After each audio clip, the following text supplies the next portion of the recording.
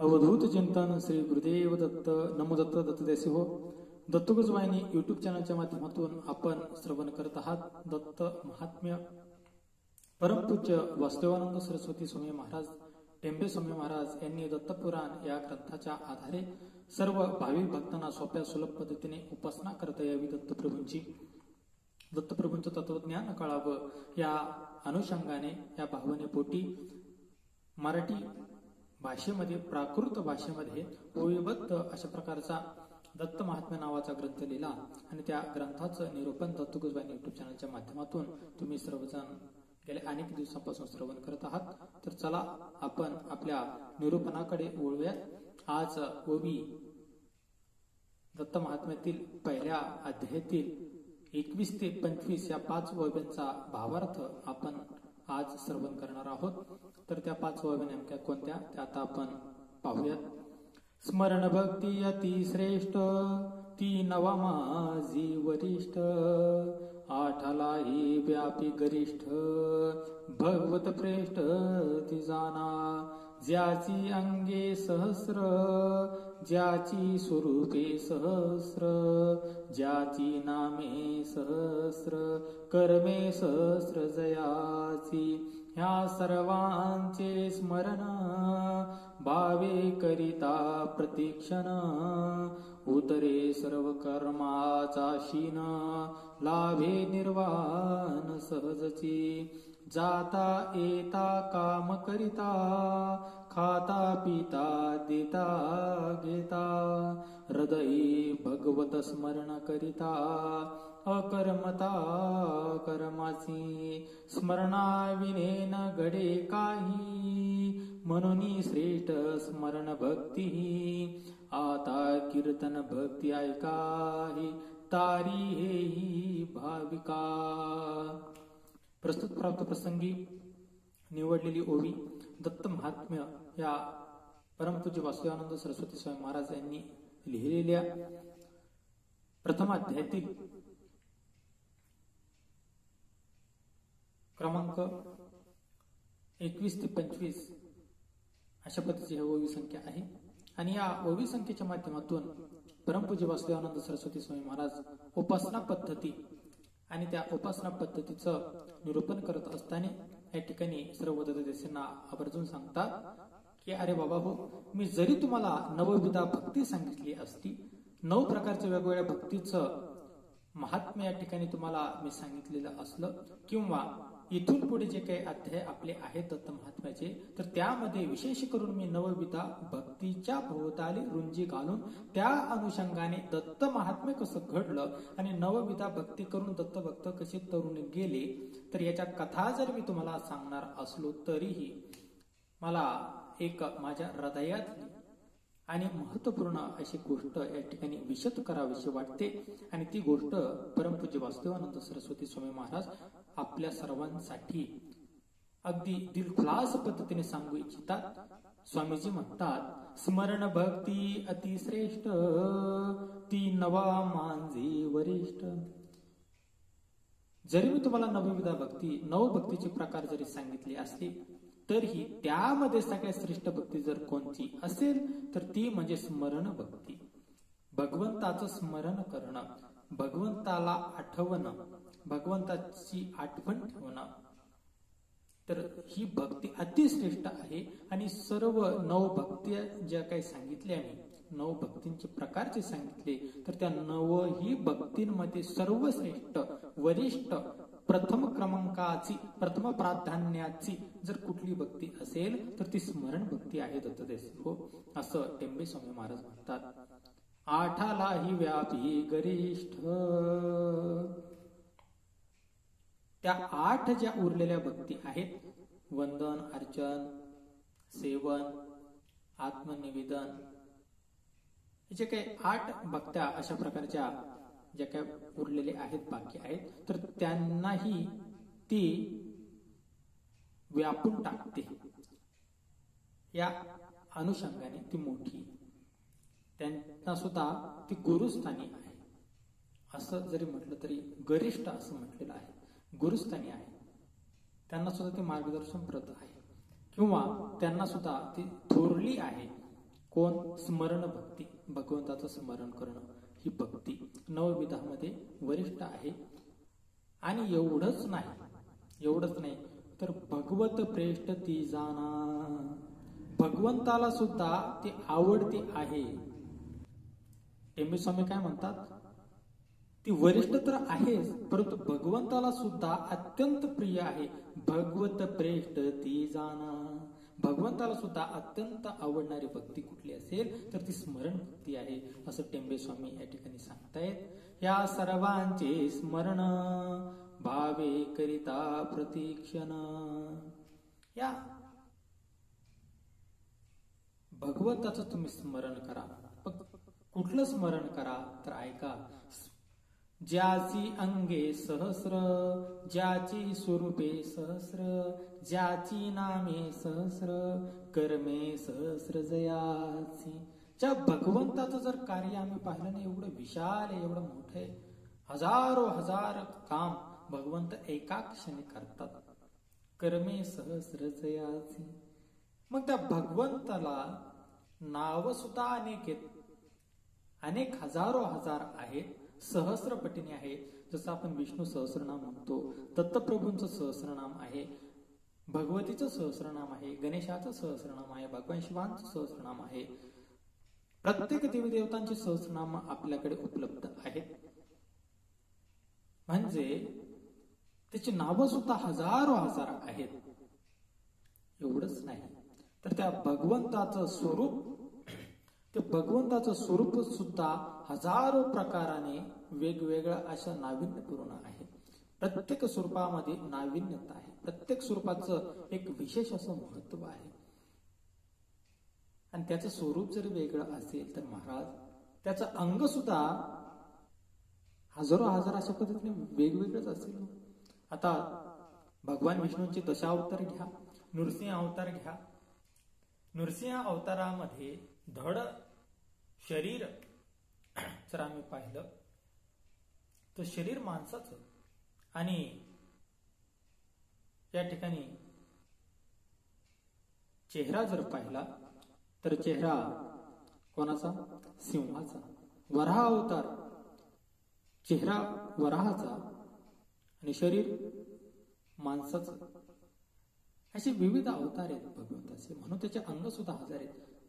त्याचं शरीर हजार रूपांनी वेगळं आहे, त्याचं स्वरूप हजार पटींनी वेगळं आहे, त्याला नावही हजारो हजार आहेत, कर्मही त्याचा हजार पटीने वेगवेगळं आहे. आणि मग असा असणारा तो भगवंत, तर या सर्वांचे स्मरण भावे करिता प्रतीक्षण, उतरे सर्व कर्माचा शीन, लाभे निर्वाण सहजची. आणि मग असा असणारा तो हजार पटींनी, हजार अशा स्वरूपामध्ये वैविध्यपूर्ण अशा अंगाने नटलेला तो परमेश्वर, तो भगवंत. आणि त्याचं ज्यावेळेस आम्ही स्मरण करतो, आठवतो, अरे भगवंता तू या अवतारामध्ये कसा होतास. श्रीपाद श्रीवल्लभ स्वामींचा अवतार घ्या, ब्रह्मचर्य पालन करून कितीतरी योगी जनांना, कितीतरी मूढ जनांना श्रीपाद श्रीवल्लभ स्वामींनी अनुग्रह दिला, बोध दिला, ज्ञान दिलं, अंधश्रद्धा निर्मूलन केलं. बुवाबाबांच्या कचाट्यातून, मांत्रिकांच्या कचाट्यामधून कितीतरी लोकांना सोडवलं. त्यानंतर श्री गुरु नृसिंह सरस्वती स्वामी महाराज आले, आणि श्री गुरु नृसिंह सरस्वती स्वामी महाराजांचं जर कार्य पाहिलं तर श्री गुरु नृसिंह सरस्वती स्वामी महाराजांच्या कार्यामध्ये आम्हाला या ठिकाणी पाहायला मिळतं की श्री गुरु नृसिंह सरस्वती स्वामी महाराजांनी यतिवेश धारण केला, आणि या यतिवेशामध्ये त्या भगवंताचं स्मरण केलं, भगवान शिवांची आराधना केली. भगवान श्री विष्णूंचं सुद्धा अनेक व्रतवैकल्य, पुन्हा अनंत व्रतासारखी व्रतवैकल्य सांगितली. तर हे सर्व काही जे आहे, तर हे सर्व काही वेगवेगळ्या अशा पद्धतीने एकच दत्त आहेत, परंतु अवतार वेगळे. आणि पुढे कर्दळी वनात गुप्त झाल्याच्या नंतर पुन्हा श्री स्वामी समर्थ त्या वारुळामधून प्रगटले, त्या वटवृक्षाखाली आणि नंतर स्वामींचं कार्य चालू झालं. अक्कलकोटमध्ये कितीतरी महान असं कार्य श्री स्वामींनी केलं. हेच दत्तप्रभूंचं विविध अंगाने जे काही अवतार कार्य आहे, तर ह्या सर्वांचे स्मरण, त्या भगवंताचं तुम्ही स्मरण करा. भावे करिता प्रतिक्षण. कधी करा? प्रतिक्षण, प्रत्येक वेळेला करा. प्रत्येक वेळेला श्वासानगणित करा. टेंबे स्वामीजी म्हणतात प्रत्येक वेळेला करा. स्मरण करायला वेळ, काळ, कालावधी, मुहूर्त अशा गोष्टी नाही पाहावं लागत. प्रत्येक क्षण करा. प्रत्येक क्षणोक्षणी हाची करावा विचार.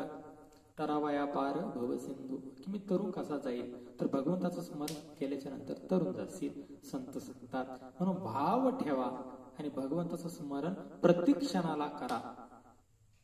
प्रत्येक क्षणाला. माऊली तर म्हणतात देवाच्या द्वारी उभा क्षणभरी. क्षणभर जर तुम्ही जर या देवाच्या नामस्मरणामध्ये जर स्थिर झालात तर पुण्याची गणना कोण करी. आणि प्रत्येक क्षणाला जर तुम्ही भगवंताचं नामस्मरण केलं तर महाराज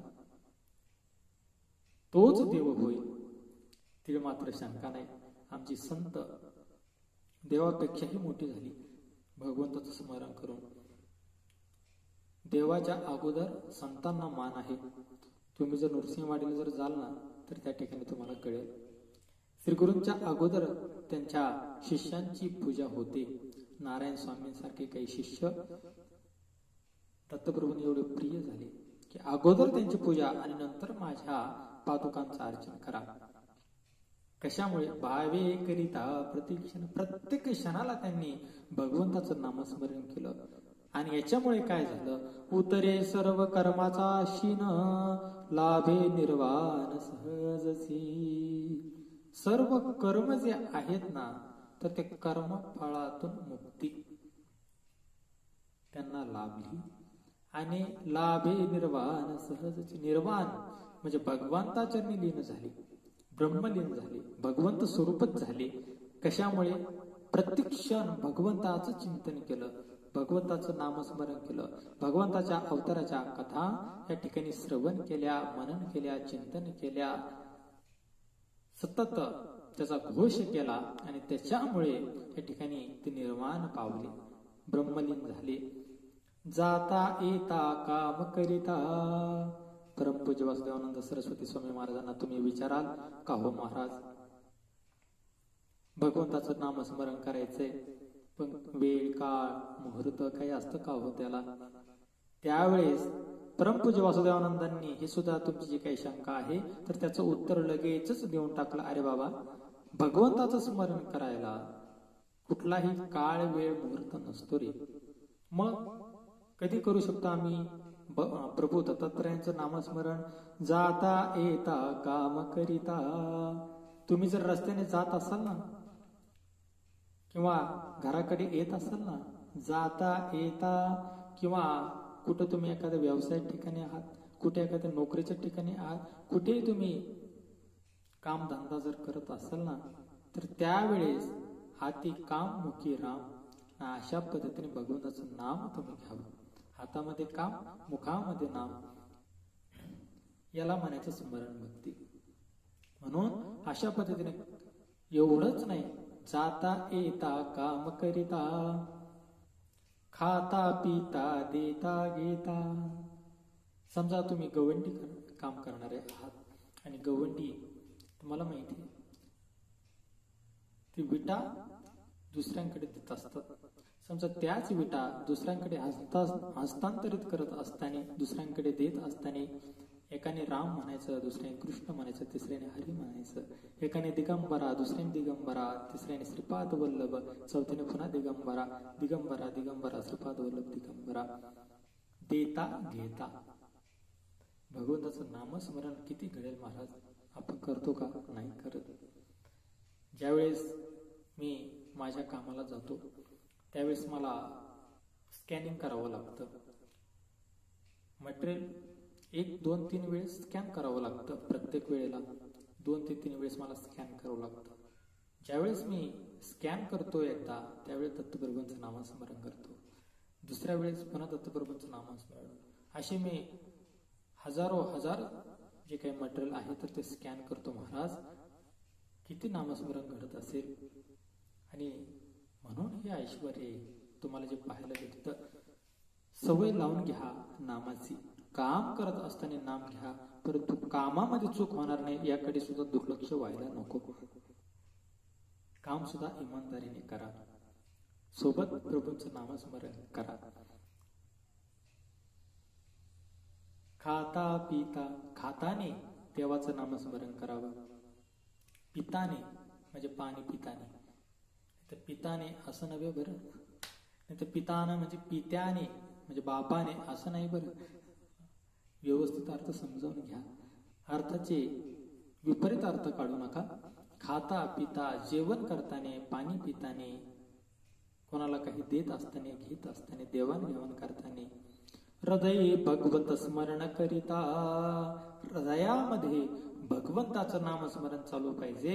दिगंबरा दिगंबरा श्रीपाद वल्लभ दिगंबरा, अवधूत चिंतन श्री गुरुदेव दत्त, श्री गुरुदेव दत्त, श्रीपादराजं शरणं प्रपद्ये, श्री विजयते नरसिंह सरस्वती, श्री स्वामी समर्थ, श्री स्वामी समर्थ. देवाचं नामस्मरण चालू पाहिजे, देवाचं नामस्मरण चालू पाहिजे. आणि त्यावेळेस काय होतं, अकर्मता कर्माची कितीही कठीण कर्म तुमच्याकडून जरी घडलेले असले, कितीही पापकर्म तुमच्याकडून जरी घडलेले असले, तरीही अकर्मता, कर्म शिल्लक राहत नाही, कर्म जळून जातं. कर्माचं फळ तुम्हाला, त्या पापकर्माचं फळ भेटत नाही. अकर्मता, कर्म न करणं हे सुद्धा एक कर्म आहे. बऱ्याच जणाला असं वाटतं कर्मच नाही केलं तर, पण कर्म न करणं हे सुद्धा एक प्रकारचं कर्मच आहे. म्हणून कर्म करूनही अकर्मता आम्हाला सिद्ध व्हावी, यासाठी आम्हाला काही उपाय करता येईल का, असा ज्यावेळेस आम्हाला प्रश्न पडतो, त्यावेळेस काम करत असताना देवाचं नाम जर घेतलं तर हे सगळ्यात मोठा सिद्धांत आहे संतांचा, की तुम्हाला अकर्मता प्राप्त होते आणि त्या कर्मबंधनातून तुम्ही मुक्त होता. आणि म्हणून स्मरणाविने न घडे काही, म्हणून श्रेष्ठ स्मरण भक्ती ही, आता कीर्तन भक्ती ऐकाही, तारी हेही भाविका. म्हणून स्मरणाशिवाय काहीच घडत नाही हो. स्मरण जो करत नाही तर तो जिवंतपणीच मरण उपभोगतो, असं माझं स्पष्ट मत आहे. आणि त्याच्यामुळे स्मरण करा, म्हणजे तुम्हाला जीवनात असं वाटणार नाही की मी मरण भोगतोय की काय. मरण यातना काही काही भोगतात जिवंतपणी, आणि काही काही म्हणतात आता मेलेलो बरं. देवाचं नामस्मरण करा, जीवनामध्ये आनंद येतो, जगण्यात आनंद येतो. जगण्यात आपण म्हणतो ना, त्याच्या जगण्यात रामच उरला नाही, म्हणजे जीवनात काही अर्थच उरला नाही. कशामुळे असं म्हणतो, रामच उरला नाही. भगवंताचं स्मरण जर केलं तर जीवनात त्याचा राम येतो. राम पाहिजे म्हणजे त्या भगवंताची आठवण पाहिजे, म्हणजे त्याच्या जीवनाला काहीतरी अर्थ प्राप्त होतो. आणि म्हणून सगळ्यात श्रेष्ठ काय असन तर ती म्हणजे स्मरण भक्ती आहे. आणि म्हणून आता मी तुम्हाला कीर्तन भक्ती सुद्धा सांगणार आहे, ती सुद्धा तारून नेते भाविकांना, पण ती पुढील भागामध्ये सांगणार आहे. अवधूत चिंतन श्री गुरुदेव दत्त. नमो दत्त.